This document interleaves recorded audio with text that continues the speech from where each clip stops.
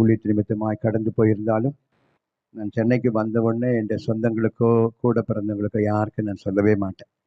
அருமையான போதகர் சொன்ன, ஐயா நான் சென்னைக்கு வந்திருக்கிறேன் அப்படின்னு சொன்னபோது, நாளைக்கு நீங்கள் வாங்க அப்படின்னு சொல்லி எனக்கு ஒரு அழைப்பு தந்ததற்காக என் தேவனை நான் ஸ்தோத்திரிக்கிறேன். அல்லேலூயா.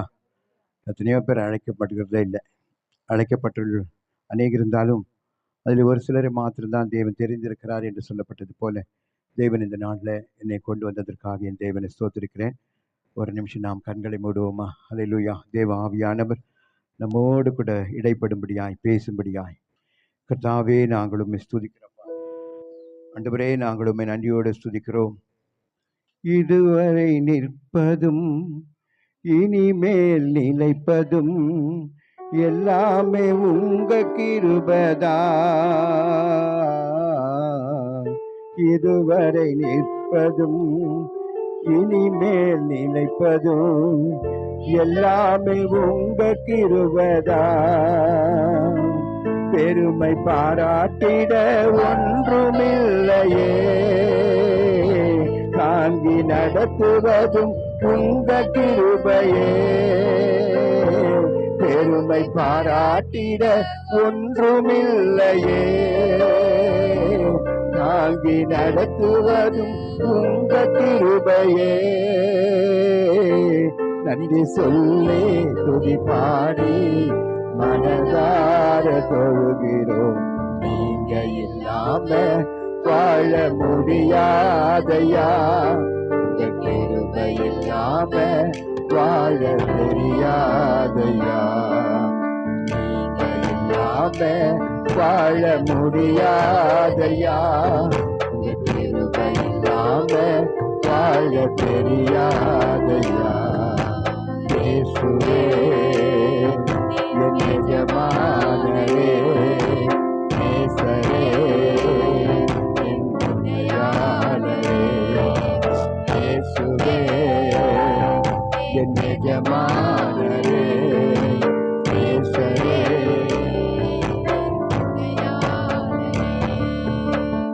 காலையிலே கிருபையும் மாலையிலே மகிமையும் தருகின்ற நல்ல தெய்வமே. காலையிலே கிருபையும் மாலையிலே மகிமையும் தருகின்ற நல்ல தெய்வமே. தாய் மறந்தாலும் மறப்பதில்லையே, தந்தை வெறுத்தாலும் வெறுப்பதில்லையே. தாய் மறந்தாலும் மறப்பதில்லையே, தந்தை வெறுத்தாலும் வெறுப்பதில்லையே. நன்றி சொல்லி துதி பாடி மனதார தொழுகிறோம். இல்லாம வாழ முடியாதையா, இல்லாம வாழ தெரியாதையா. வாழ முடியாதையா, இல்லாம வாழ தெரியாதையா. நல்ல இயேசு சுவாமி, நீங்க இல்லாம எங்களால வாழவே முடியாதப்பா. நீங்க ஒருவர் மாத்திரம் 2000 வருஷங்களுக்கு முன்பாக இந்த பூமியில உதிக்காமல் போயிருந்தா நீங்கள் எல்லாரும் அழிந்து போயிருப்போம் அப்பா. பாவத்திலும் அக்கிரமத்திலும் பலவிதமான சோதனைகளுக்கு மத்தியில் அழிந்திருப்போம். இந்த பூமியிலே ஒரு வெளிச்சமாய் வந்து எங்களை பிரகாசிக்கும்படியாய் செய்திரு. அதற்காக உமக்கு ஸ்தோத்திரம். இந்த கால வேளையிலே நீர் எங்களோடு கூட பேசும். இயேசுவின் மூலம் ஜெபிக்கிறோம் நல்ல பிதாவே, ஆமென். கர்த்தருடைய நாமத்துக்கு ஸ்தோத்திரம். உங்கள் யாவருக்கும் நான் கிறிஸ்மஸ் புதிய வருஷத்தினுடைய வாழ்த்துதல் எங்களுடைய நாடோடி மக்கள் ஒரிசாலும் பீகாரில் இருக்கிறதான அவர்கள் மூலமாக நான் உங்களுக்கு வாழ்த்துதல் அறிவிக்கிறேன். நாம் எல்லாரும் கிறிஸ்மஸ் கொண்டாடினோம், புது வருஷங்களை நாம் கொண்டாடினோம். ஆனால் ஆண்டவராகிய இயேசு சாமி பிறந்த அந்த தேசத்தில் இந்த வருஷத்தில் அவர் பிறந்த அந்த இடத்துல 2 சிஸ்டர்ஸ் மாத்திரம்தான் தேவனை ஆராதிச்சாங்க. ஒரு ஃபாதர் மாத்திரம் இருந்தார். அப்போ எங்கள் ஜனங்களுக்கு எல்லாருக்கும் சொன்னோம், இயேசுநாதர் பிறந்த இடத்துல இவ்வளோ பெரிய காரியங்கள் இல்லை, தேவன் நமக்கு இப்பேற்பட்டதான காரியங்களும் மஞ்சு வஸ்திரம் புதிய வஸ்திரங்கள் எல்லாம் கொடுத்து ஆராதிக்கும்படியாக தேவன் செய்திருக்கிறார் என்று சொல்லி அவர்களோடு கூட நான் பேசினேன். அது மாத்திரம் இல்லை, எங்கே பார்த்தாலும் யுத்தங்கள், போராட்டங்கள், பிரச்சனைகள், சமாதானம் இல்லை. இன்னைக்கு பார்த்தீங்களா, இயேசுசாமி பிறந்த அந்த தேசத்தில் வந்ததான யுத்தத்தின் நிமித்தமாய் பாலஸ்டீன்ஸ் 46,000 பேர் செத்துருக்கிறாங்க.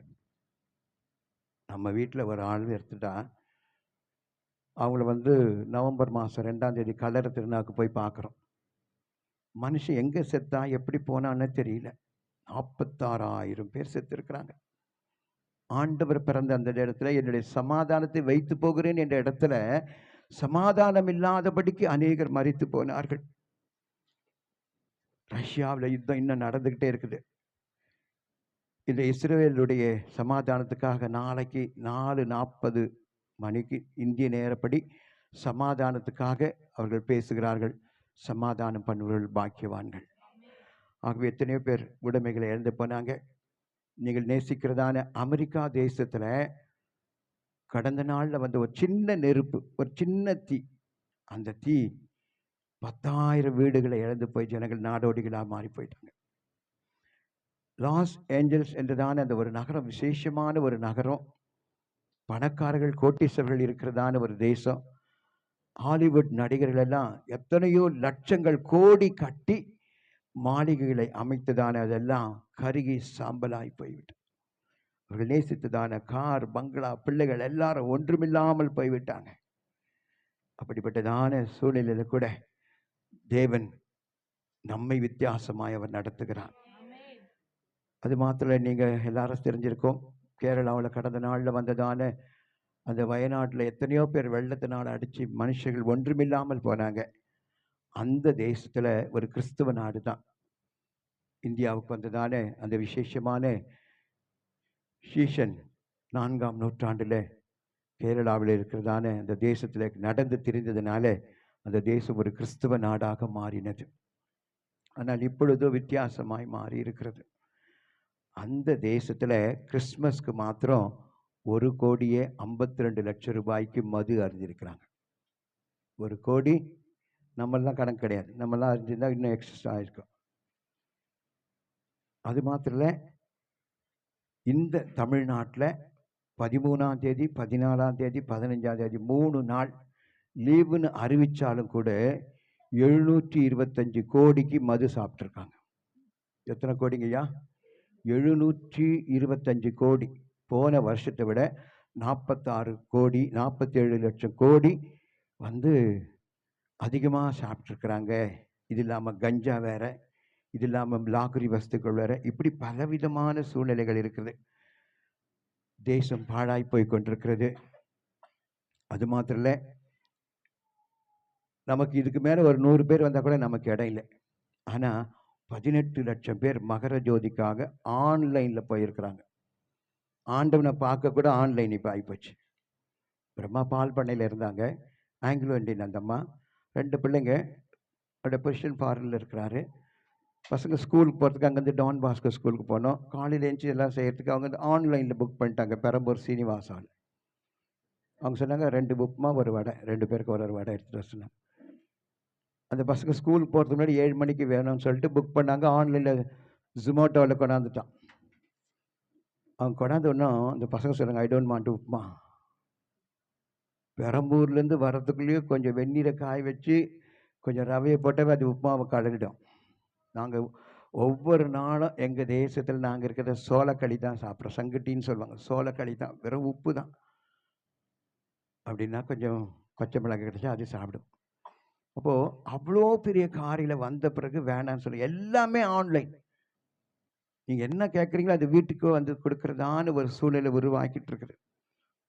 அப்போ ஆன்லைனில் ஆண்டவரை பார்க்குறதுக்கு தமிழ்நாட்டில் இருந்து தான் கேரளாவில் போய் ஆந்திராவில் இருக்கிற ஜனங்கள் எல்லாரும் அந்த மகர ஜோதியை பார்க்க போனாங்க. நம்முடைய நாட்டிலேருந்து அறநிலை அமைச்சர் சேகர் பாபு ஐயா கூட ஆன்லைனில் போயிருக்கிறார். அந்த ஒரு மனுஷனுக்குள்ள வைராக்கியத்தினால தமிழ்நாட்டில் எத்தனையோ கோயிலை திறந்துட்டான். எத்தனையோ அபிஷேகம், ஆராதனைகள், நடக்க முடியாத, செய்ய முடியாத காரியங்கள் இந்த ஒரு மனுஷன் மூலமாக அவன் செய்துட்டு இருக்கான். நம்ம என்ன செய்துட்டு இருக்கோம் ஐயா? நம்ம வீட்டிலேயே ரட்சிக்கப்படாத ஜனங்கள் இருக்கிறாங்க. நம்ம வீட்டிலே நம்முடைய வார்த்தைகளை கேட்காத ஜனங்கள் இருக்கிறாங்க. நம்மை சுற்றி இருக்கிறதான ஜனங்கள் அநேகர் உண்டு. நாம் யாரை விடுதலை ஆக்க போகிறோம்? ஒரு கடைசி நாட்கள்ல வந்திருக்கிறோம். நீங்க கடந்த நாள்ல பாத்தீங்களா? நாங்க ஊழியர் செய்யற ஒரிசாவில் ஒரு ஊழியக்காரனுடைய வீட்டுக்கு பிஜேபி அந்த லீடர்ஸ் உள்ள போனாங்க. அந்த ஊழியக்காரனை சட்டையை பிடிச்சிட்டு வெளியே எடுத்துட்டு வந்தாங்க. வந்த உடனே அவருடைய மனைவி பின்னாடி வந்தாங்க. அவனை முன்னாடி நிற்க வச்சு ஷூ போட வச்சானுங்க. ஷூ போட்டவுடனே உன்னுடைய வேத புஸ்தகத்தை எடுத்துட்டு வந்து வெளியே போட்டாங்க. ஷூல வந்து அந்த வேத புஸ்தகத்தை மெரிக்க சொன்னாங்க. அவர் மெரிச்சாரு. அவருடைய மனைவிக்கு குங்குமத்தை எடுத்து நெற்றியில பூசினாரு. இயேசு மசி தெய்வம் இல்லை, இயேசு பிரபு தெய்வம் இல்லைன்னு சொல்லிட்டு அவரோடு கூட வாக்குவாதங்கள்லாம் பண்ணி அநேக காரியங்கள் அடிச்சு நொறுக்கி அதுக்கப்புறம் அவங்க போயிட்டாங்க. அதுக்கப்புறம் சில ஊழியக்காரர்கள் போயிட்டு அவர்கிட்ட கேட்டாங்க, என்னப்பா நீயும் கூட பேதுரு மாறி மறுதளிச்சிட்டே, நியாயமா இயேசுக்காக வைராக்கியமா வந்து இப்படி ஆச்சே. என்னுடைய நினைவுகள், என்னுடைய எண்ணங்கள், என்னுடைய சிந்தைகள் எல்லாம் என் ஆண்டவருக்கு தெரியும். என் பிள்ளைகள், என் மனைவி ஒருவேளை நொறுக்கப்படுவார்களோ, அடிக்கப்படுவார்களோ, மரணம் சம்பவிக்குமோ என்று சொல்லி நான் மறுதளித்து உண்மைதான். ஆனால் என்னுடைய உள்ளத்தின் ஆழத்தில் என் தேவனை நான் மறுதளிக்கவில்லை என்று சொன்னான்.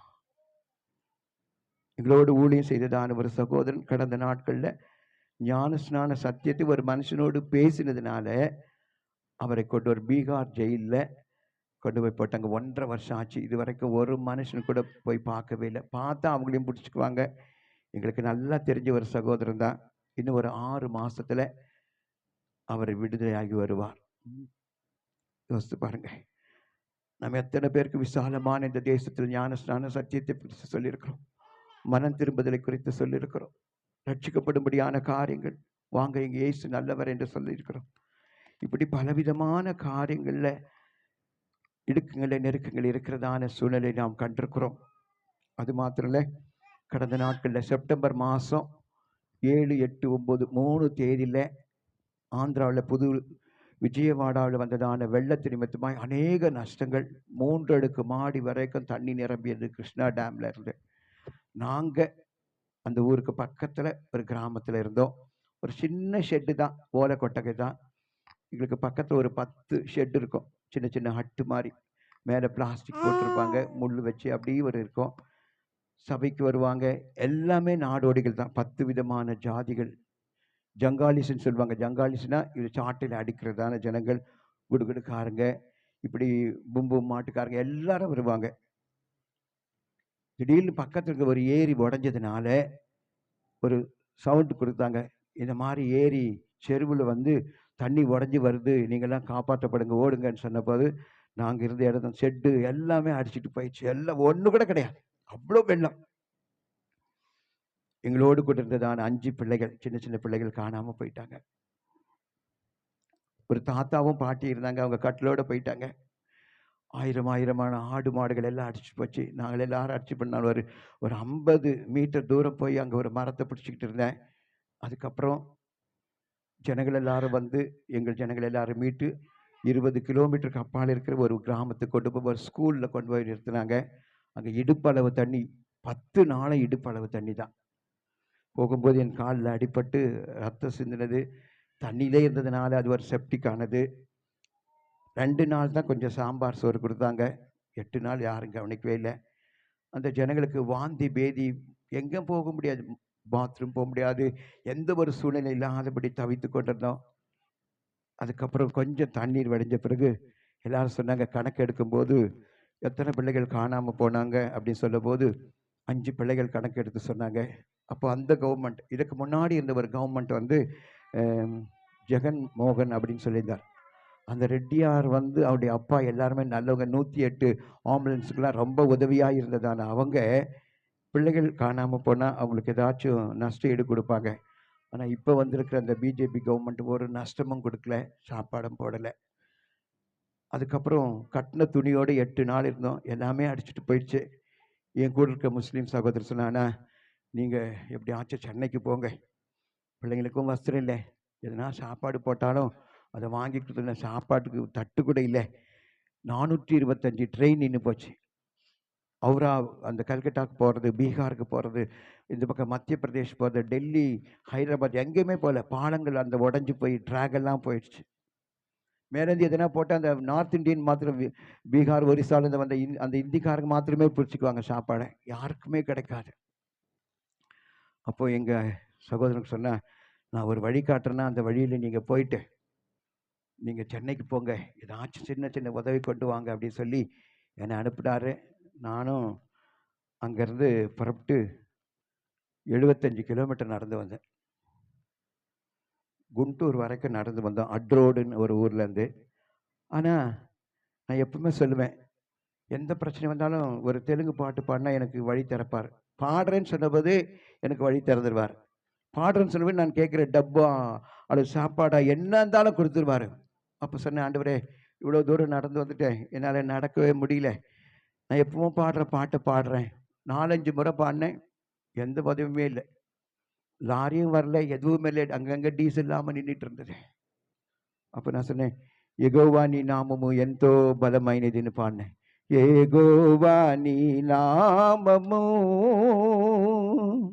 ఎంతో బలమైనది, ఎంతో బలమైనది, ఎంతో బలమైనది. మోషే నిన్ను ప్రార్థింపగా మన్నాను కురిపించిదివి, యెహోషువా ప్రార్థింపగా సూర్య చంద్రుల నాపితివి. மோசே பிரார்த்தனை செய்த ஜெபிச்சதுனால 40 வருஷம் வனாந்தரத்துல மன்னாவை கொண்டு அவங்க போஷிட்டீங்களே. அருமையான ஐயா சொன்னாங்க, மலையில 3 நாள் மீட்டிங்ல பசி தாகம் இல்லாத ஜனங்களுக்கு 5000 பேருக்கு 5 அப்பம் 2 மீனை கொண்டு போஷித்தாரே.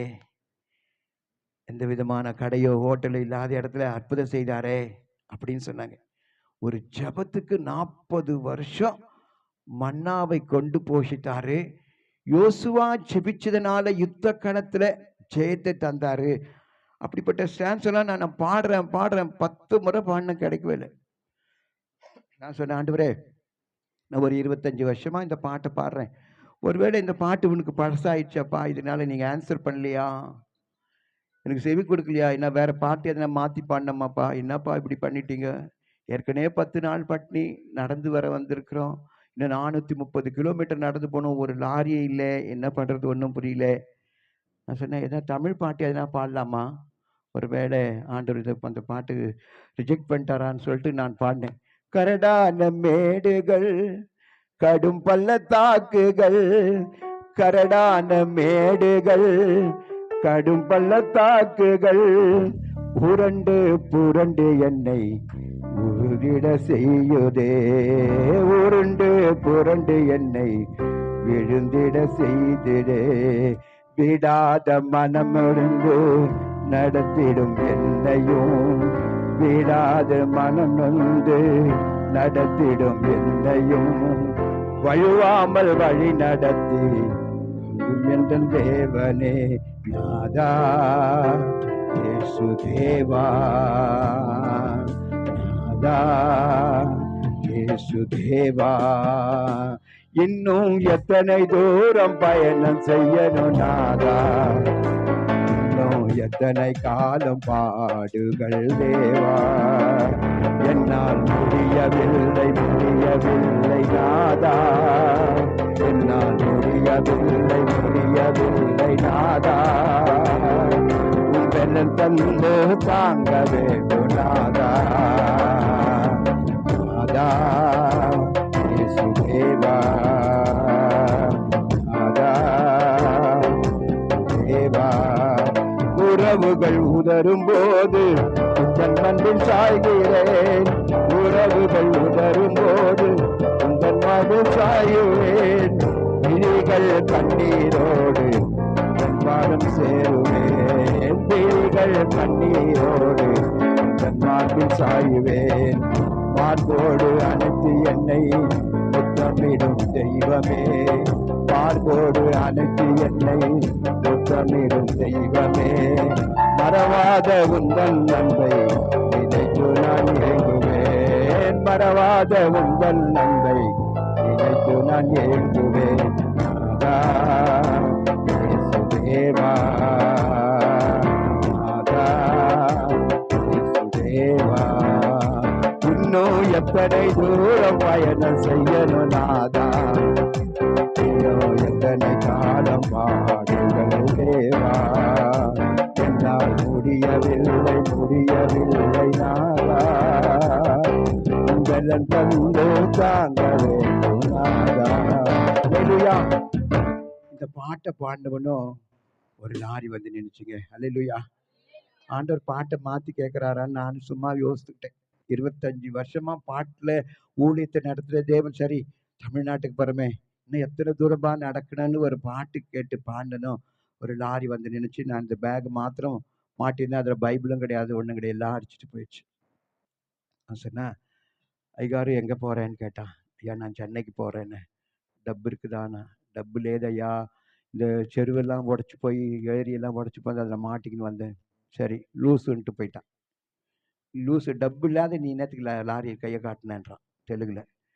அதுக்கப்புறம் அவன் போனவுடனே இன்னொரு லாரி வந்துச்சு. அந்த லாரிக்காரர் நிறுத்தினார்.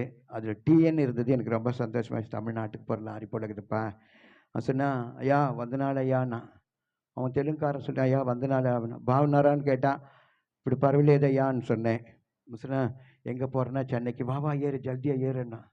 பிறகு வா வா சீக்கிரம் வா, போலீஸ்காரன் பின்னாடி துரத்திட்டு வரான்றான். சரி ஏறிக்கிட்டு வந்தவுடனே நீ சாப்பிட்டியான்னு கேட்டான்.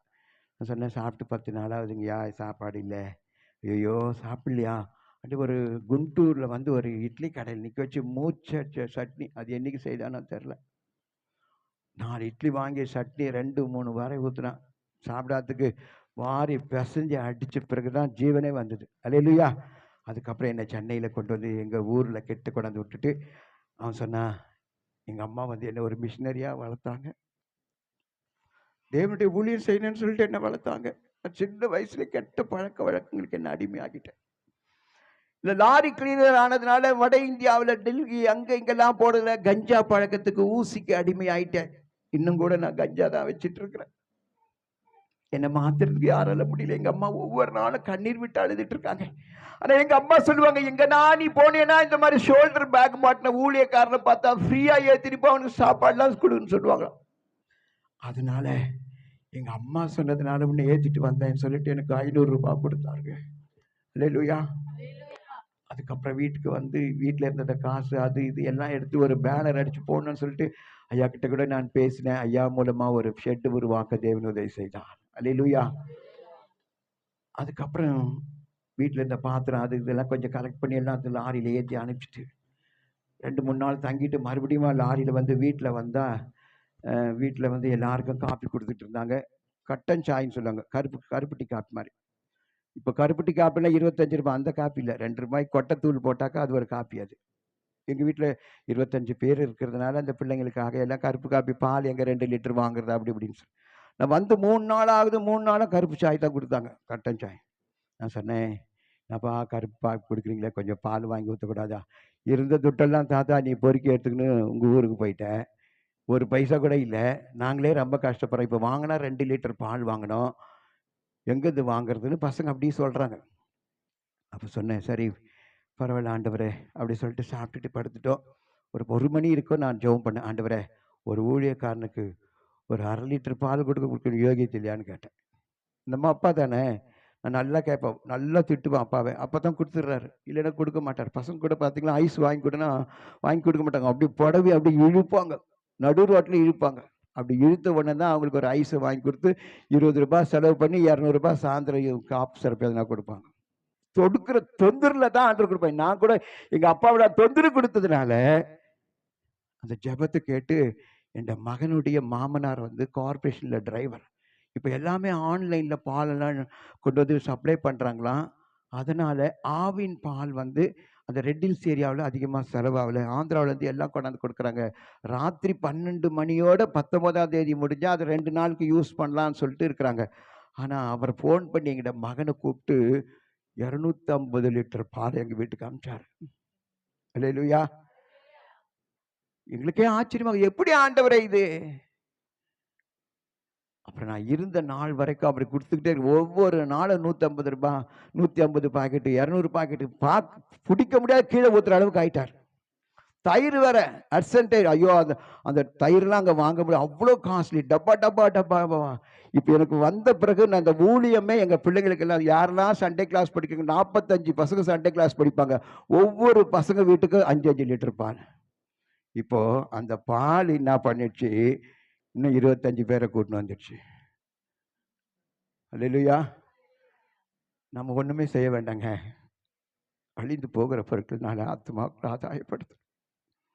காலையில எழுந்து போய் அதை வாங்கிட்டு வந்து வீடு வீடா கொடுத்ததுனால, அக்கா நான் கூட கோயிலுக்கு வரட்டேன், இனிமேல்ட்ட வாங்கம்மா, என்ன விஷயம்னா அதான் பால் போடுறீங்களாமே. இப்போ ஊழியக்காரன் வீடு வந்து பால் பாடுற வீடு ஆயிடுச்சு, பால்கார வீடு ஆயிப்போச்சு.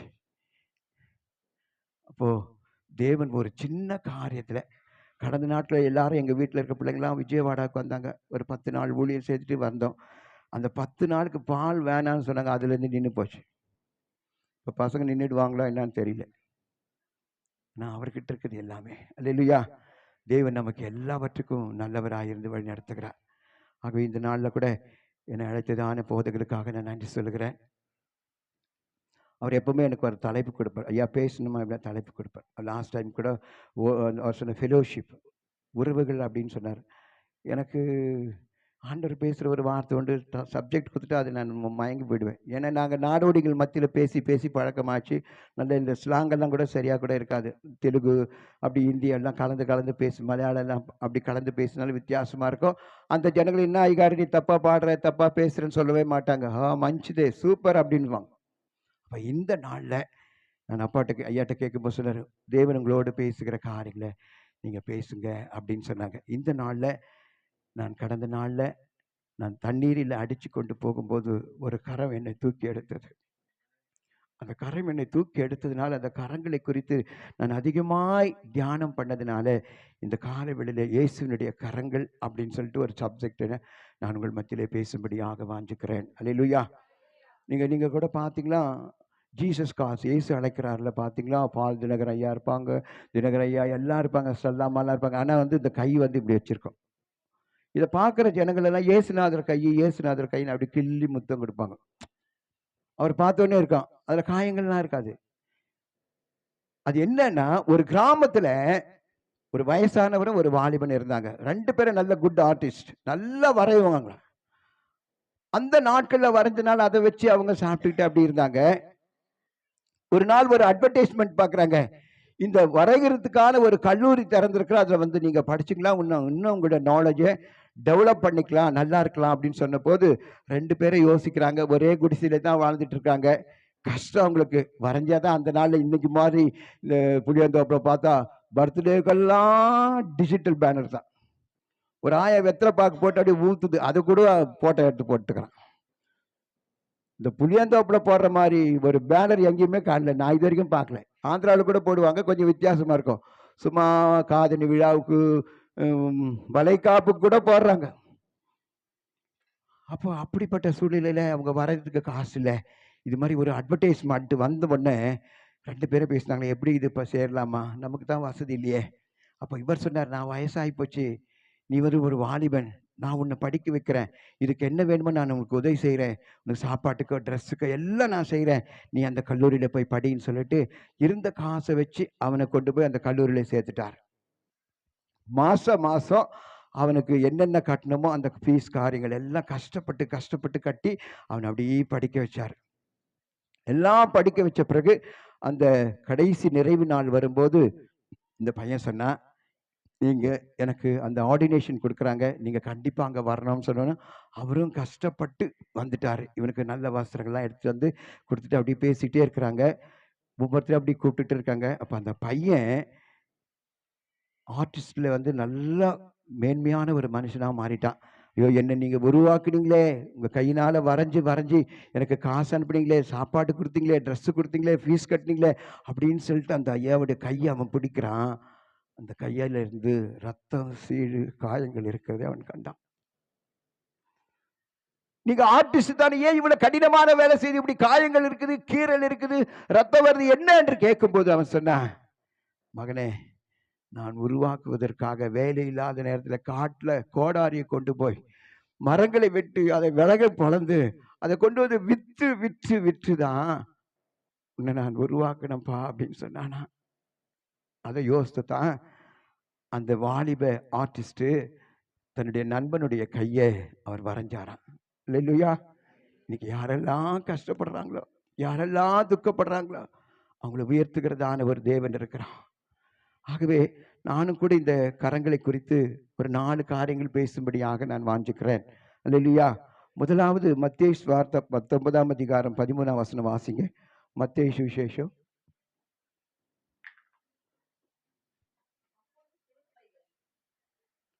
அப்பொழுது சிறு பிள்ளைகளின் மேல் அவர் கைகளை வைத்து ஜெபம் பண்ணும்படிக்கு அவர்களை அவரிடத்தில் கொண்டு வந்தார்கள். அல்லேலூயா. தேவனுடைய நாமத்துக்கு ஸ்தோத்திரம். முதலாவது ஆண்டவருடைய கரங்கள் என்ன செய்ததா, இந்த மத்தேயு சுவிசேஷம் 19ஆம் அதிகாரம் 13ஆம் வசனத்துல ஆண்டவராக இயேசு சாமியினுடைய பிரஸ்தி, அவர் ஊமைகளை பேச வைக்கிறார், சப்பானிகளை நடக்க வைக்கிறார், குருடர்களை காண வைக்கிறார், மரித்தோரை உயிரோடு எழுப்புகிறார். இப்படி பலவிதமான காரியங்களை கேட்டது நிமித்தமாக திரளான ஜனங்கள் அவரை பின்பற்றி வந்தார்கள்.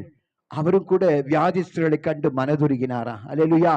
இன்னைக்கு வியாதிஸ்தர்களை கண்டு மனதுருகிறது, டாக்டரே மனதுருகல, போடியா ஊசின்றான், தூக்கி போய் போறாங்க அப்படின்னு சொல்றாங்க. ஆனா நம்முடைய ஆண்டவர் வியாதிஸ்தர்களை கண்டு மனதுருகிறதான தேவன், அவர் மனதுருக்கம் உள்ள தேவன். ஐயா சொன்னாங்க, மனதுருக்கம் உள்ள தேவன்.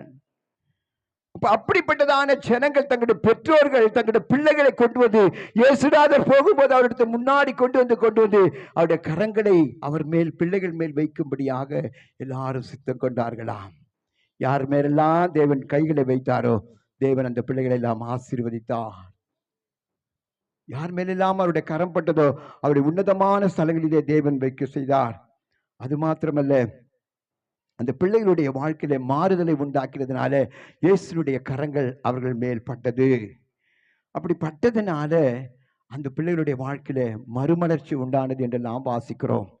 ஆக நாமும் கூட நம்மை சேர்ந்ததான ஜனங்கள், பெற்றோர்கள் கொண்டு வந்து பிள்ளைகளை நிறுத்துவது போல, இயேசுவுக்கு முன்பாக நிறுத்துவது போல, நாமும் கூட எப்படி ஆலயத்துக்கு ஆயத்தமாய் வருகிறோமோ அதே போல இந்த பசங்களாம் விட்டு வந்துருக்கோம், இதுங்கெல்லாம் கரெக்டாக இங்கே தான் நாங்கள் வந்துருவோம் அப்படின்னு சொல்லாதபடிக்கு தேவனுடைய ஆலயத்திற்கு கொண்டு வரும்போது, தேவனுடைய ஊழியக்காரர்கள் கைகளை வைத்து ஆசீர்வதிக்கும் போது, மூப்பர்கள் ஆசீர்வதிக்கும் போது ஒரு நாட்களில் அவர்கள் வித்தியாசமான மிஷினரிகளாக தேவனுடைய ஊழியக்காரர்களாக மாறுவார்கள். இன்னைக்கு எந்த பேப்பரை பார்த்தாலும் புளியாந்தோப்பு பேர் இல்லாத பேப்பரே கிடையாது. கஞ்சானா அதுதான் நம்பர் 1. எங்க ஊர்லயே கஞ்சா இருக்குது, அந்த ஊர் பேரை போடுறது இல்லை. கஞ்சாவுக்கு மேலேதான் நாங்க நடக்கிற, எங்க ஊர் பேரை போடுறது இல்லை. ஆனா மாவா, கஞ்சா, டர்க்கி, அது இது நிறைய காரியங்கள். ஆக இங்க இருக்கிறதான பிள்ளைகளுக்கு நாம் தேவனுடைய வார்த்தை வசனங்களை சொல்லி அழைத்து கொண்டு வரும்போது தேவன் அவருடைய வாழ்க்கையில அற்புதங்களை செய்வார். அல்லேலூயா. ஆக பிள்ளைகள் மேல் முதலாவது ஆண்டவர் கரங்களை வைத்தார். அடுத்தபடியாக இயேசு தன் 18 வருஷமாய் கூனியாய் இருந்ததால ஒரு ஸ்திரீயின் மேல முதுகு மேல கையை வச்சார். அல்லேலூயா. நீங்க யாருன்னா கை வச்சு பாருங்களேன் என்ன சொல்றாங்கன்னு. ஓ, தள்ளிடு இல்லையா, என்ன இடிச்சுக்கினே இருக்கிற அப்படிலாம் சொல்லுவாங்க. ஆனா ஆண்டவர் ஒரு சகோதரின் மேல கையை வைக்கிறாரு. அவங்க 18 வருஷமா கோயிலுக்கு வந்தாங்க, 18 வருஷமா பாட்டு பாடினாங்க, 18 வருஷமா காணிக்க தசமபாகம் எல்லாமே கொடுத்தாங்க. ஆனா அந்த சபையை நடத்துகிறதான அந்த ஆசாரியனுக்கு கூட இந்த வியாதியிலிருந்து சுகம் கொடுக்கும்படியான கரங்களை அவன் வைக்கவில்லை. ஒரு நாள் என் ஆண்டவராக இயேசு சாமி அந்த சபைக்குள்ளாய் வந்தபோது அவளை கண்ட உடனே தன் கரங்களை கொண்டு போய் அந்த கூன் மேல வச்சார் கைய. கூன் நிமிர்ந்து போயிடுச்சான். அல்லேலூயா. பூமியே பார்த்துட்டு இருந்தா, பூமியினுடைய காரியங்களிலே பார்த்து கொண்டிருந்ததான அவள் உன்னதமான தேவனையும் வான சாஸ்திரங்களையும் வானத்தில் இருக்கிறதான அதிசயமான காரியங்களை அவள் பார்க்க ஆரம்பித்தாள். இயேசு சாமி ஒரு கையை வச்ச உடனே கூனே 18 வருஷமா எந்த ஜெல்லும் போடல, எந்த இன்ஜெக்ஷனும் போடல, எந்த பெயின் கில்லரும் போடல, ஓவிரான் ஜிண்டாக் எதுவுமே போடல. கூனே நிமிந்து போச்சு. அல்லேலூயா. இன்னைக்கு எத்தனை அட்வர்டைஸ்மெண்ட், டாக்டர்ஸ்க்கு பேஷண்ட் இல்ல, நீங்க வாங்க உங்களுக்கு இதை சுகமாக்குற அதை சுகமாக்குறேன்னு சொல்றாங்க. ஆனா இயேசுனுடைய கரங்கள் பட்ட போது உடனே அது சுகமானது என்று வாசிக்கிறோம். அடுத்தபடியாக லூக்கா 13:13 பேதுருடைய மாமி வியாதிப்பட்டிருந்தாங்க. என்ன ஜுரமா, டெங்கு ஜுரமா, மலேரியா ஜுரமா, எலி ஜுரமா, எந்த ஜுரமா தெரியல. இயேசு சாமி அவங்க வந்த உடனே அவளை படுக்கையில் அவளை கையை தொட்ட உடனே ஜுரம் மாறி போச்சு. அல்லேலூயா. ஜுரம் நீங்கி போச்சு. நீங்கின உடனே அவள் எழுந்து வேலை செய்ய ஆரம்பிச்சாங்களாம். அல்லேலூயா. நம்ம வீட்டில் 10 நாள் ஜுரத்தில் இருப்பாங்க, நல்ல ட்ரீட்மெண்ட்டு செலவெல்லாம் பண்ணியிருப்பாங்க. ஜுரமே நல்லா ஆயிட்டா கூட இன்னும் கால் வலிக்குது, கை வலிக்குது, வேலையை செய்ய மாட்டாங்க. ஏன் நல்லா ஆயிட்டா உனக்கு வேலை கொடுப்பாங்களே, இதை செய்ய அதை செய்ய சொல்லுவாங்க. ஆனா ஆண்டவர் பேதுருடைய மாமியுடைய அந்த சரீரத்தை தொட்ட உடனே அவள் சுகம் பெற்று வேலை செய்ய ஆரம்பிச்சாங்களா. அல்லேலூயா. அப்போ அநேகர் சொல்றாங்க, சிறு பிள்ளைகளை வரும்போது என்ன பண்றாங்க, தடை பண்றாங்க. போ, சீஷர்களே சொல்றாங்க, நீங்க போங்க போங்க, தள்ளி விடுங்க தள்ளி விடுங்க. ஆனா ஆண்டவர் சொன்னாரு, சிறு பிள்ளைகள் என்னிடத்துல வருவதற்கு தடை பண்ணாதுங்க. தேவனுடைய ராஜ்யம் அவர்களுடையது. தேவனுடைய ராஜ்யம் சிறு பிள்ளைகளுடைய காரியங்கள். நீங்க யோசித்து பாருங்க, நம்ம வீட்டாண்ட கூட 2 பசங்க இருப்பாங்க, 2 பேரும் சண்டை போட்டுப்பாங்க, அடிச்சுப்பாங்க. அடிச்சுக்கின உடனே இதை பெற்றோருக்கு சொன்னோன்னு இவங்க அடிக்க அவங்க அடிக்க, கத்திய தூக்க, அதை வெட்ட இதை வெட்டிக்க, போலீஸ் ஸ்டேஷன் போய் கோர்ட்டு வரைக்கும் போயிடும்.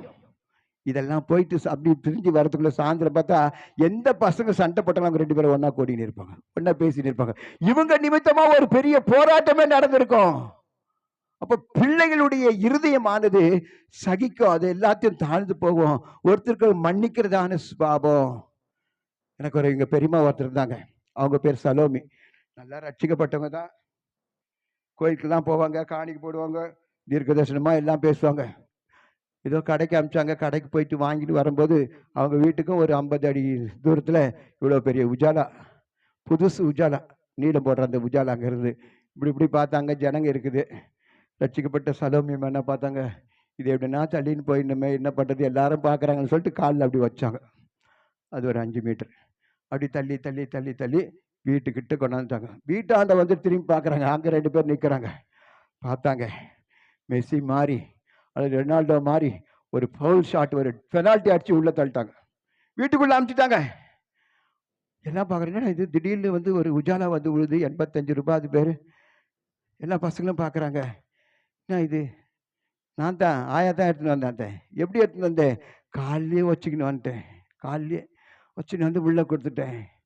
அப்போ இப்போ என்ன ஆச்சு, ஆயா பேரு உஜாலா சலோமி ஆகி போச்சு.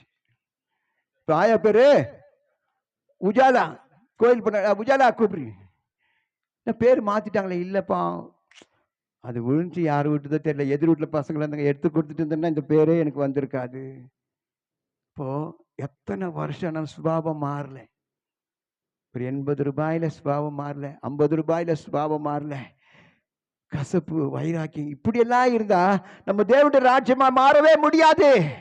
நம்ம கையை வச்சா சுகம் கிடைக்கவே கிடைக்காது. ஆனா நம்ம கையை எதுக்கு உபயோகப்படுத்துறோம், அடிக்கிறதுக்கு, கலகம் பண்றதுக்கு, திட்டுறதுக்கு, உதைக்கிறதுக்கு, இப்படிதான் உபயோகப்படுத்திருக்கிறோம். ஆனா வேதம் சொல்லி என்னை விசுவாசிக்கிறேன் என்னிலும் அதிகமான கிரியைகளை செய்வான். அப்போ இயேசுடைய கரங்கள் வைத்த போது சிறு பிள்ளைகள் ஆசீர்வதிக்கப்பட்டாங்க. கூனி நிமிர்ந்தாள். அது மாத்திரம் இல்ல, வேதத்திலே சொல்லப்பட்டதான காரியங்கள் அநேக நடந்தது. நானும் ஐயாவும் காலையில் பேசிட்டு இருக்கும்போது சில காரியங்களை பேசணும். அவர் பேசினது நான் செய்கிறதான இந்த ஒரு மெசேஜுக்கு சரியா இருக்காதான் நான் என்னை யோசிப்பேன். அருமையான ஐயாவும் வர்ஷிப்பில் அப்படி பேசினாங்க. ஐயா சொன்னாங்க, கண்ணு தெரியாத ஒரு மனுஷன், பர்திமேயை பார்த்தா அவனுக்கு கண்ணு இருந்தது, சுகமாக வேண்டும் சொல்லிட்டாரு, சுகமாயிட்டார். ஆனா இங்க ஒரு மனுஷன் கண்ணு தெரியாதவன், அவனை பார்க்கிறார் நடு ரோட்ல. அவனுக்கு என்ன செய்தார்னா, வாயிலிருந்து எச்சிய துப்பி ஒரு சேரு உண்டாக்கி அதிலிருந்து கண்ணில் வச்சு அவனை பூசிட்டு, நீ போய் சீலோவாம்ல போய் கழுவு அப்படின்னு சொல்றாரு. ஏன் ஆண்டவர் எச்ச துப்பணும், ஏன் மண்ணை உண்டாக்கணும், வார்த்தையினால சுகமாக்கலாமே, கிரியினால சுகமாக்கலாமே, ஏன் அப்படி செய்தாரு? ஆனா அந்த சரித்திர வல்லுநர்கள் என்ன சொல்றாங்க, அவனுக்கு வந்து குட்டி கண்ணு அப்படி சொல்ல, கண்ணில் இருக்க அந்த பாப்பாவே கிடையாதான், ஓட்டை அப்படி சந்து அப்படியே இருக்குமா, அந்த கண் இல்லாத ஒரு கேப் அவனுக்குள்ள இருந்தது. அதனால ஆண்டவர் எச்சியை துப்பி ஒரு கண்ணு மாதிரி ஒரு கோலி குண்டு உண்டாக்கி அவனை வச்சு பூசிட்டு, நீ போய் சீலோவாம்ல கழுவு அப்படின்னு சொன்னாராம். இப்போ இயேசுனுடைய கைகள் ஒரு கண்ணை உண்டாக்குறதுனால அவனுடைய வாழ்க்கையில் அற்புதங்களை வெளிச்சங்களை கண்டான். அல்லேலூயா. ரெண்டாவதாக இயேசு சாமி கைகளை நீட்டினாராம். அல்லேலூயா. இயேசு சாமி கைகளை நீட்டினார் அப்படின்னு சொல்லிட்டு எழுதப்பட்டிருக்கிறது. ஏன் அவர் கைகளை நீட்டினார்? தன்னை நேசித்ததானே அந்த சீஷன் ஆண்டவருடைய ஊழியங்கள் முடித்து அவர் படகில ஏறி நீங்கள் அக்கறைக்கு போங்க வரேன்னு சொல்லிட்டாரு. இவங்களெல்லாம் போயிட்டு இருக்காங்க. போயிட்டு இருக்கும் போது திடீர்னு காற்று பெருக ஆரம்பிச்சது, கடல் கொந்தளிப்பு. அப்படிப்பட்டதான சூழ்நிலையில ஆண்டவர் நடந்து வருகிறதை அவர்கள் கண்டார்கள். எத்தனை காலம் ஆண்டவரோடு கூட இருந்ததான அவரை யாருன்னு கண்டுபிடிக்கவே முடியல. ஆவேசம், ஏதோ ஒரு பிசாசு வருது அப்படின்னு தான் சொன்னாங்க. ஆனா ஆண்டவரை பார்த்து பயப்படாதீங்க அப்படின்னு சொன்ன உடனே காற்றும் கடலும் அப்படி நின்று விட்டது. அப்படிப்பட்ட சூழ்நிலையில பேதுரு பார்க்கிற, ஆண்டவரே நீங்க நடக்கிறீங்களே, நானும் நடந்து வரேன்பா. நான் நடந்து வந்த பாதைகள் எல்லாம் என்னை சுமந்து வந்த நேசரேசுவே. எங்கெல்லாம் நடக்கிற உன்னை சுமக்கும்படியான ஒரு தேவன் இருக்கிறான். உன் கரம் பிடிக்கும் தேவன் உன்னோடு கூட இருக்கிறான். அப்போ இவன் நடந்து கொஞ்சம் தூரம் தான் போனான். ஆண்டவரை பார்த்துக்கிட்டே போனான். என்னைக்கு அந்த நேரத்துல பூமியை பார்த்தானோ, கடலை சமுத்திரம் பார்த்தானோ, அந்த இடத்துல அவன் மூழ்கி போயிட்டான். சீசர்கள்லாம் சொன்னாங்க, ஐயோப்பா இவர் ரொம்ப முந்திக்கிறாருப்பா, முந்திரி கொட்டை மாதிரி எல்லாத்துலயும் செய்வார்ப்பா, இயேசுநாதர் போல மாறிடலான்னு நினைக்கிறான்ப்பா அப்படிலாம் யோசிச்சிருப்பாங்க. ஆனா மூழ்கின போது எல்லாரும் பரியாசம் பண்ணாங்க. இன்னைக்கு கூட நம்முடைய வாழ்க்கையில எத்தனையோ காரியங்களை நாம் மூழ்கி இருக்கிறோம். நம்மை சுற்றி இருக்கிறவங்க எல்லாரும் நம்ம வேதமா பேசுவாங்க. கடனால மூழ்கி இருப்போம், வியாதினால மூழ்கி இருப்போம், பிள்ளைகள் நிமித்தமாக மூழ்கி இருப்போம், புருஷனுடைய சுபாவங்கள் நிமித்தமாக குடிப்பழக்கத்தினால மூழ்கி இருப்போம். மூழ்கிட்டமேனு ஆண்டவர் விடுறது இல்ல. எங்க நீ மூழ்கினையோ அந்த மூழ்கின இடத்துல உன்னை தூக்கி எடுப்பாராம். அல்லேலூயா. அலை கடல் நடுவினிலே நீ அமிழ்ந்து போகின்றாயோ,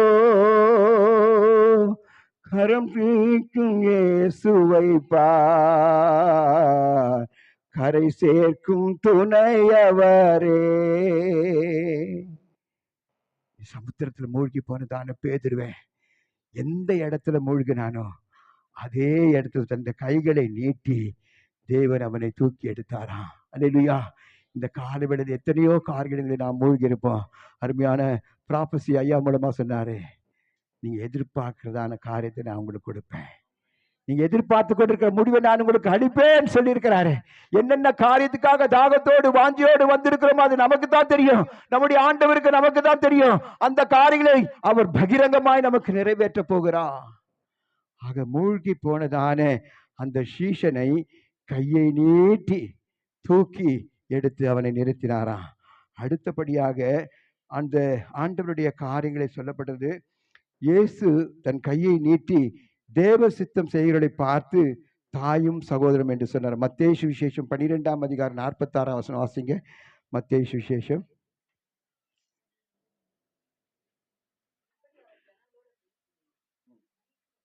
கொஞ்சம் சத்தமா பேசுங்க மைக்.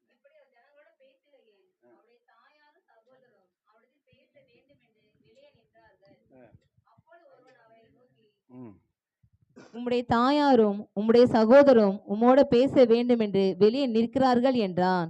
தம்மிடத்தில் இப்படி சொன்னவனுக்கு அவர் பிரதியுத்தரமாக, என் தாயார் யார், என் சகோதரர் யார் என்று சொல்லி தம்முடைய கையை தமது சீசலுக்கு நேரே நீட்டி, இதோ. ஆண்டவரை பார்க்கும்படியாக சகோதரர்களும் தாயும் எல்லாரும் வந்திருக்கிறாங்க. ஒரு மீட்டிங்ல அப்பா பேசிட்டு இருக்காரு, ஐயா உங்களை பார்க்க உங்க அம்மா பிள்ளைங்க தங்க சகோதரர்கள் எல்லாம் வந்திருக்கிறாங்க அப்படின்னு சொன்ன போது, யார் எனக்கு தாய், யார் எனக்கு சகோதரன் சொல்லி தன் கைகளை தன்னுடைய சீஷர்களுக்கு நேராக நீட்டி, தேவம் சித்த செய்கிறவர்கள் இவர்கள் தான் என் தாயும் என் தகப்பனும் என்று சகோதரன் சொன்னாராம். எனக்கு அன்பானவர்கள் எத்தனையோ பேர் இருந்தாலும் இன்னைக்கு தேவ சித்தம் செய்யறதே இல்லை, தேவனுடைய நோக்கத்தை அறிஞ்சு கொள்றதே இல்லை, தேவனுக்காக வைராக்கியம் பாராட்டுகிறதே இல்லை.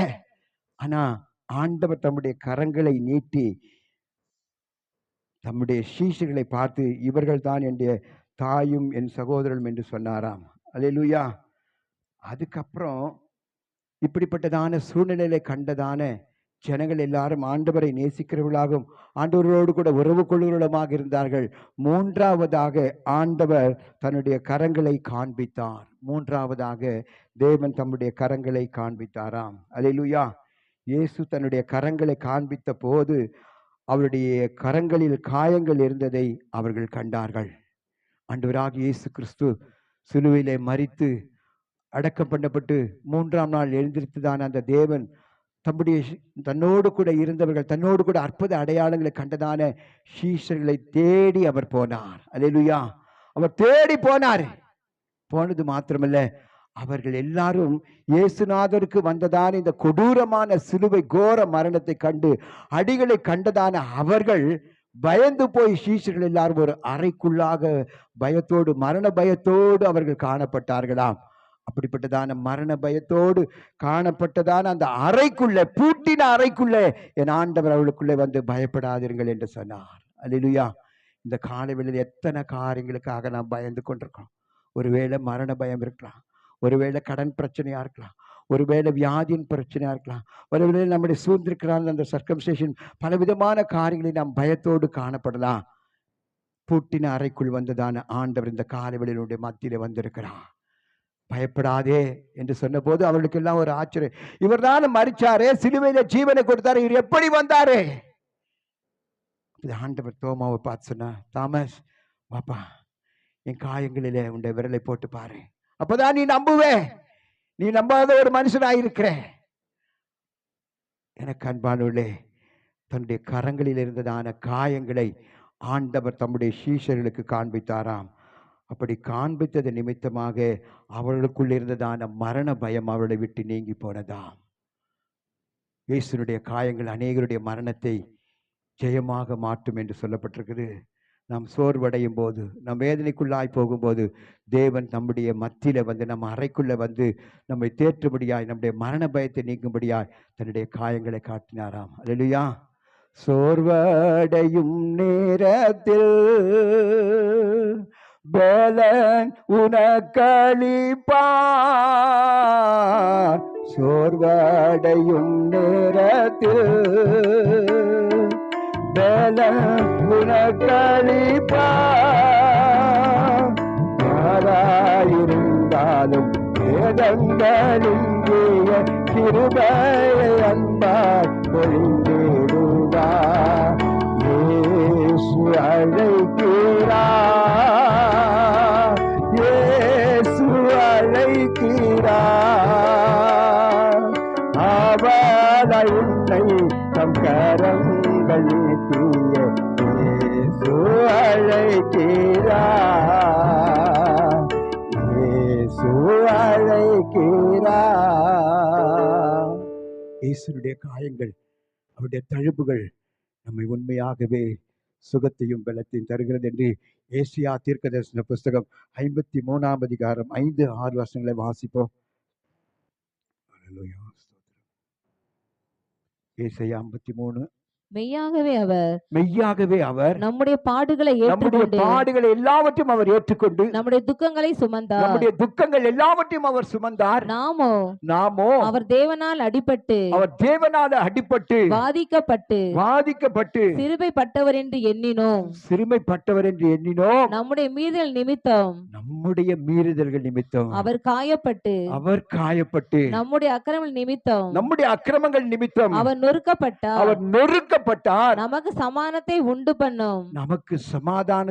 பண்ணும் ஆக்கினை அவர் மேல் வந்தது. அவருடைய காயங்கள் நம்முடைய வியாதிகளை சுகமாக்குமா? அல்லேலூயா. நம்முடைய எல்லா விதமான பிரச்சனைகளுக்கும் போதுமானதான அவருடைய காயங்கள் உண்டு. ஆகவே எனக்கு அன்பானவர்கள், எப்படிப்பட்டதான மரணம், போராட்டம், வியாதி, பலவீனம், சோர்வுகள், பலவிதமான இடுக்கங்கள், நெருக்கங்கள் என்ன வந்தாலும் அநேக சொல்லுவாங்க, நான் இயேசுனுடைய காட்சி, சிலுவை காட்சி நான் கண்டேன், அதிலிருந்து இந்த வாழ்க்கையே மாறுதலாய் மாறி போனது. இன்னைக்கு எத்தனையோ பேர் வேதனையிலோ கண்ணீரிலோ இருக்கிறாங்க. கஷ்டப்படுறவங்களெல்லாம் நேசிக்கிறதுக்கு ஆட்களே இல்லை. வியாதியாக இருந்தா அவங்களை குறித்து கவலைப்படுறதே இல்லை. நீங்க கூட பார்ப்பீங்க, ஐஸ்வர்யவான் லாசர் 2 பேர் இருந்தாங்க. ஐஸ்வர்யவான் மேல எந்த ஒரு ஒரு கெட்டமான சூழ்நிலையே கிடையாது. அவன் சாப்பிட்டா நல்லா இருந்தான், ஐஸ்வர்யமா இருந்தா போனா வந்தான், அவ்வளவுதான். ஆனா யாரையும் விசாரிக்கல அவன். ஆனா 2 பேரும் மரிச்சாங்க. அவங்களுடைய சூழ்நிலையை நம்ம பார்க்கிறோம். அப்போ ஏழைகளை விசாரிக்கல. ஒரு நாள் கூட லாசரு என்னப்பா சாப்பிட்டியா, ரொம்ப புண்ணெல்லாம் இருக்குது, எதனா ஒரு ஆயின்மெண்ட் வாங்கி தரேன் போட்டுக்கிறியா, இல்லை போர்வை வாங்கி தரேன் போட்டுக்கிறியா, அந்த மாதிரி ஒன்று கூட கேட்கல. ஒரு ஐயா இருந்தாங்க, ரொம்ப வயசானவர், ஒரு 70 வயசு இருக்கும். ஒரு நாள் அவர் அடிபட்டு ஒரு ஹாஸ்பிட்டலில், கவர்மெண்ட் ஹாஸ்பிட்டலில் கொண்டாந்து சேர்த்துட்டாங்க. வந்த பொண்ணு நிறைய பேஷண்ட்லாம் இருக்காங்க. இந்த மனுஷனை 3 நாளாக யாருமே என்னான்னு கூட கேட்கல, ஒரு மாத்திரையும் கொடுக்கல, ஒரு பேராசிட்டமால் கூட கொடுக்கல, ஒரு தண்ணியும் கொடுக்கல, அப்படியே கிடக்கிறார். பெட் இல்லாதால ஒரு பாய் பெட்ஷீட்டை போட்டு கீழே போட்டாங்க. நர்ஸ் கூட ஒன்றும் விசாரிக்கல 3 நாளா. 3 நாளுக்கு அப்புறம் அந்த பிள்ளைகளுடைய தகப்பனார் யாருக்கு எப்படியோ சொல்லி கேள்விப்பட்டு பிள்ளைகளை பார்க்க வந்துட்டாங்க, அப்பாவை பார்க்க. மூத்த மகன் வந்தா, என்னப்பா இப்படி ஆயிட்டீங்களே? அவன்ப்பா இப்படி ஆக்சிடென்ட் ஆயிடுச்சு. 2வது பையன், அவனை விசாரிச்சா, ஒரே மகள், 3 பேரை எல்லாரும் பார்த்து அப்படி விசாரிச்சுட்டே இருந்தாங்க. அப்போ அவர் சொன்னார், ஏன்பா இந்த ஹாஸ்பிட்டலுக்கு வந்துட்டேன், வேற எங்கன்னா பார்த்துக்கூடாதுப்பா அப்படி இப்படின்னு சொல்லிட்டு இருந்தாங்க. அப்போ நர்ஸ் வந்து பக்கத்துலேயே வந்தாங்க. இவங்க பேசுகிறதெல்லாம் பார்த்துட்டு, பா எனக்கு வயசாச்சு, என்னால் இனிமேல் எந்த ஒரு காரியம் செய்ய முடியாது, காலில் அடிபட்டுச்சு, அதனால் நீ என்ன பண்ணுற, பெரிய மகனை நீ என்ன பண்ணுற, அந்த ஊர் தெருவில் இருக்க 20 வீட்டை நீ எடுத்துக்கோ, 20 வீட்டை நீ எடுத்துக்கோ, அந்த பக்கத்தில் இருக்க அந்த சந்தையில் இருக்கிற ஒரு 7 வீட்டையும் நீ எடுத்துக்கோப்பா அப்படின்ட்டான். சரிப்பா. அடுத்த மகனை கூப்பிட்டாரு, எப்பா நீ வந்து செட்டி தெருவில் பார், அந்த கடையில் இருக்க 25 கடை இருக்கும், அதை நீ எடுத்துக்கோ, 2 வீடு இருக்கு பாரு, அதையும் நீ எடுத்துக்கோ அப்படின்னு சொன்னோடனே இவருக்கும் சொல்லிட்டாரு. மக மாத்திரம் கேட்டுச்சப்பா, அண்ணனுக்கு இவ்வளோ வீடு கொடுத்துட்டேன், இவளுக்கு இவ்வளோ வீடு கொடுத்துட்டேன், எனக்கு என்னப்பா அப்படின்னு கேட்டவுடனே சொன்னாரா, அண்ணனுக்கு வந்து உனக்கு கொடுப்பாங்கம்மா, நீ கவலைப்படாதே அப்படின்னு சொன்னார். சரிட்டு அவங்களும் பார்த்துட்டு போயிட்டாங்க. 3 நாளாக விசாரிக்காத நர்ஸ் கிட்ட வந்துச்சு, இவ்வளோ தனவந்த இவ்வளோ ஐஸ்வர்யமான மனுஷன் என்ன இந்த ஹாஸ்பிட்டலில் வந்துட்டு இப்படி கிடந்த, நம்மளை கூட 3 நாள் என்னான்னு கூட பார்க்கல, இவ்வளோ வீடு சொத்து சொகெல்லாம் இருக்கிற ஒரே கோட்டீஸ்வரன். உடனே ஒரு பெட்டை அரேஞ்ச் பண்ணி அதில் போட்டு அவளை தூக்கி போட்டு பூஸ்ட் கலக்கி கொடுத்து மாத்திரை மருந்தெல்லாம் கொடுத்துருச்சு. 2 மணிக்கு டியூட்டி முடிக்கும்போது சொல்லிச்சான், ஐயா நான் பார்த்தவங்கள என்னை மன்னிச்சிடுங்க, உங்களை நான் விசாரிக்காமல் போயிட்டேன், நீ இவ்வளோ பெரிய கோட்டீஸ்வரன், கவர்மெண்ட் ஹாஸ்பிட்டலில் வந்துட்டேன், உன் பெரிய மகனுக்கு அந்த 13 வீடு கொடுத்தேன், இந்த 7 வீடு கொடுத்தேன், இவனுக்கு ஒரு 30 வீடு கொடுத்தேன் அப்படிலாம் சொல்கிறேன், பொண்ணு கூட அவங்க கொடுப்பாங்க சொன்னேன், நான் ராஜபாளையத்துலேருந்து இங்கே வந்து நர்ஸாக வேலை செய்கிறேன், எனக்கு சொந்தமாக வீடு இல்லை, ரொம்ப கஷ்டப்படுறேன், என் மகன் ஒரு புருஷன் வேறு குடிகார, எனக்கு ஒரு வீடு கொடுங்கம்மா அப்படின்னு கேட்டாங்களாம். அப்போ அவர் சொன்னாராம்மா, அது ஒன்றும் இல்லைம்மா, நான் அந்த 30 வீட்டில் ஆவின் பால் போடுறேன், அதனால் அவனை வந்து இனிமேல் நான் நடந்து போக முடியாது, நீ எடுத்துக்கோன்னு சொல்லிட்டேன். சின்ன பையனை அந்த 13 கடைங்களே எடுத்துக்கன்னு சொல்லிட்டேன். இது தாமா அப்படின்னு சொன்ன உடனேயும் நர்ஸம்மா பேசவே இல்லை, ஒன்றும் இல்லை, போயிட்டாங்க. அதுக்கப்புறம் அவரும் மறித்து போயிட்டார். எதுனா ஏழைகளை யாரும் நேசிக்கிறதில்ல. ஐஸ்வர்யமானார், அவனுக்கு எத்தனையோ பேர் ஒரு ஆர்டர் பண்ணியிருந்தா அவனுக்கு வந்து ஏதோ சாப்பாடுகள்லாம் கொடுத்துருப்பாங்க. நாய்கள் நக்குனு கேட்கறதில்ல. இன்னைக்கு எளிமையான ஜனங்களை புறம்பே தள்ளுகிறதான ஒரு கூட்டம் உண்டு. ஆனால் ஆண்டவர் சொல்ல, என்னிடத்திலே வருகிறவனை நான் ஒருபோதும் புறம்பே தள்ளுகிறதில்லை. அல்லேலூயா. கடைசியாக சொல்கிறேன், அவருடைய கரங்களை உயர்த்தினாராம். அல்லேலூயா. கடைசியாக என் தேவனாகிய கர்த்தர் தம்முடைய கரங்களை உயர்த்தினார் என்று லூக்கா சுவிசேஷம் 24ஆம் அதிகாரம் 50வது வசனத்தை வாசிங்க. பின்பு அவர் பெத்தானியா வரைக்கும் அவர்களை அழைத்து கொண்டு போய் தம்முடைய கைகளை உயர்த்தி அவர்களை சீஷர்கள் எல்லாரையும் ஆண்டவர் அப்படியே நடக்க வச்சு பெத்தானியா வரைக்கும் நடக்க வச்சு கொண்டு போனாரு. அதுக்கப்புறம் தம்முடைய கைகளை உயர்த்தி அவர்களை ஆசீர்வதித்தார். கரங்களை உயரவே வைத்து அவர்களை ஆசீர்வதித்தார் என்று சொல்லி அப்போஸ்தலர் நடபடிகள் 1ஆம் அதிகாரம் வாசிங்க, 9-10 வாசிங்க. அப்போஸ்தலர் நடபடிகள் 1ஆம் அதிகாரம் 9-10. இவைகளை அவர் சொன்ன பின்பு அவர்கள் பார்த்து கொண்டு இருக்கையில் அவர்கள் எல்லாரும் பார்த்து கொண்டிருக்கையில் உயர எடுத்துக்கொள்ளப்பட்டார். அவர் கண்களுக்கு மறைவாக, அவருடைய கண்களுக்கு மறைவாக ஒரு மேகம் அவரை எடுத்துக்கொண்டது. அவர் போகிற போது அவர் வானத்தை அண்ணாந்து பார்த்து கொண்டு இருக்கையில், அவர் வானத்தை எல்லாரும் அண்ணாந்து கொண்டு பார்க்கையில் இதோ வெண்மையான வஸ்திரம் தரித்தவர்கள் 2 பேர் அவர் அருகே நின்று கலிலேயாகிய மனுஷரே, நீங்கள் ஏன் வானத்தை அண்ணாந்து நிற்கிறீர்கள்? உங்களிடத்தினின்று வானத்துக்கு எடுத்துக்கொள்ளப்பட்ட உங்களிலிருந்து வானத்துக்கு எடுத்துக்கொள்ளப்பட்ட இந்த இயேசு சுவாமி எப்படி உங்கள் கண்களுக்கு முன்பாக வானத்துக்கு எழுந்தருளி போனாரோ, எப்படி வானத்துக்கு எழுந்தருளி போனாரோ அப்படியே மறுபடியும் வருவார் என்றார்கள். அல்லேலூயா. அவர் ஆசீர்வதித்த ஜனங்களை அவர் கடந்து போயிருக்கிறார். அவர் மீண்டுமா இந்த பூமிக்கு வரப்போகிறார். அவருடைய ஆசீர்வாதத்தின் கரங்கள் உங்கள் மேல் என்றேக்கு நிலைத்திருக்கும்படியாக இஸ்ரவேலை ஆசீர்வதிப்பது என்று பிரியம் என்று சொன்னார். ஒன்றுமில்லாமல் கோலும் கையுமாக கடந்து போனதான ஒரு யாக்கோபை ஆசீர்வதித்த தேவன் தான் நம்முடைய தேவன்.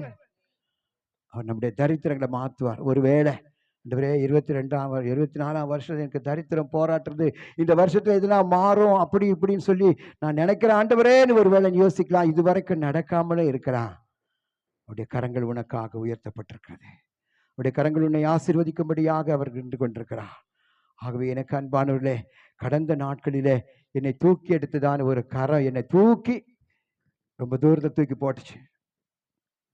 போட்டு ஒரு ஸ்கூல்ல எல்லாரும் இந்த இடத்துல கொண்டு போய் வச்சு என்னை பாதுகாத்தார். ஆகவே அந்த உன்னதமான கரங்கள் எப்படி சிறு பிள்ளைகளை ஆசீர்வதித்தது போல, கூனியாயிருந்ததான 18 வருஷமாயிருந்ததான அவளை கூன் நிமித்தினது போல, பேதுருடைய மாமியை சுகமாக்கிறது போல கரங்கள் பட்டு, கண்ணே இல்லாத மனுஷனுக்கு கண்களை எச்சை துப்பி உமிழ்நீர் துப்பி கண்களை உண்டாக்கிறதான தேவன் தன்னுடைய கைகளை வைத்தாரோ அப்படியே அவர்கள் சுகமானார்கள். இரண்டாவதாக இயேசுடைய கைகளை நீட்டினதினால மூழ்கி போனதான அந்த சீஷன் மீண்டுமாய் சமுத்திரத்திலிருந்து தூக்கி எறியப்பட்டான். என்னென்ன காரியங்கள்ல இந்த காலவெளியில நாம் மூழ்கி இருக்கிறோமா? ஒருவேளை படிப்பினால படிக்க முடியாம கூட மூழ்கி இருக்கலாம். நிறைய அரியர்ஸ் என்னால் செய்ய முடியல, பிரச்சனைகள், போராட்டங்கள், குடும்பத்துல கஷ்டம், பாரம். இந்த காலவெளியில என் ஆண்டவருடைய கரம் உன்னை தூக்கி எடுக்கும். அவருக்கு யாரெல்லாம் சித்தம் செய்கிறார்களோ அவர்களை தான் தேவன் நேசிக்கிறார். மூன்றாவதாக இயேசுனுடைய காயங்களை அவர் காண்பித்தார். மரணத்தோடு வேதனையோடு இருந்ததான ஜனங்களுடைய சீஷருடைய உள்ளத்திலே மரண பயத்தை நீக்கினது போல நம்முடைய ஜீவியத்திலும் கூட தேவன் நம்முடைய காயங்கள் மூலமாக, நம்முடைய இடுக்கங்கள் நெருக்கங்கள் மூலமாக தேவன் நம்மை சுகமாக்கும், மர பயத்திலிருந்து விடுதலையாக்கும் அவர் வல்லமை உள்ளவராயிருக்கிறார். கடைசியாக இயேசுனுடைய கைகளை உயர்த்தினது போல ஆசீர்வதித்து போல அவர் மீண்டுமாய் வரப்போகிறார். என்னுடைய சமாதானத்தையே உங்களுக்கு வைத்து போகிறேன், உலகம் கொடுக்கிற பாடி அல்ல. ஆகையால் நீங்கள் புறப்பட்டு போய் சகல ஜாதிகளை சீஷராக்குங்கள், பிதா குமாரன் பரிசுத்த ஆவியின் நாமத்தினால் அவருக்கு ஞானஸ்நானம் கொடுங்கள், உலகத்தின் முடிவு பரிந்தும் சகல நாட்களில் நான் உங்களோடு கூட இருக்கிறேன்னு சொல்லியிருக்கிற தேவன் நம்மோடு கூட இருக்கும்படியாய் அவர் வரப்போகிறார். ஒரு இமை பொழுதுல, ஒரு நிமிஷத்துல நாம் எல்லாரும் மறுரூபமாக்கப்பட போகிறோம். எக்காலம் தொனிக்கும், மரித்தோர் அழிவில்லாதவர்களாக இந்த பூமியிலிருந்து எழுந்திருப்பார்கள். பின்பு உயிரோடு இருக்கிற நாமும் கூட அவரோடு கூட மேகங்களோடு எடுத்துக்கொள்ளப்பட போகிறோம். ஒரு நிமிஷம் கண்களை மூடுவோமா? ஆண்டவரே, நாங்களும் ஸ்துதிக்கிறோம். ஆண்டவரே, ஸ்தோத்திரையா. ஓட்டத்தை ஜெயமுடன் நானும் ஓடிட அருள் செய்வார். ஓட்டத்தை